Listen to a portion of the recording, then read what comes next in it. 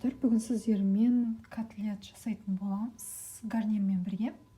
Ол үшін бізге картоп керек, фарш керек, томат, тұз, приправалар керек, паприка керек, куркума, бұрыш және панировочный сухари, сәбіз керек, чтобы подливке, және де 2 пияз қажет болады.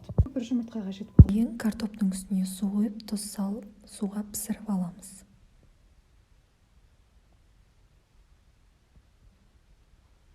Картошка бізде дайын.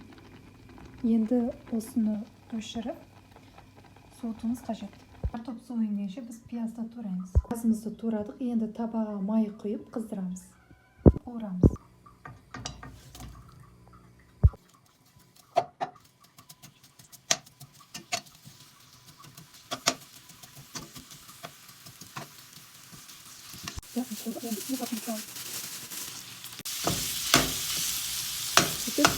Паприка және де тұз салып, дәміне қарай араластырып қуырамыз.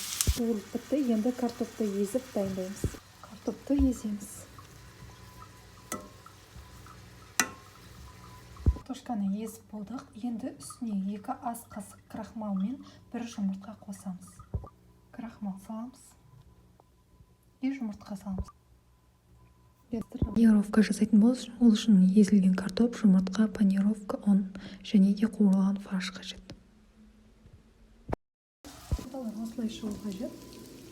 Дайым осылай шығады. Осындай дайым болып ұсынса да болады.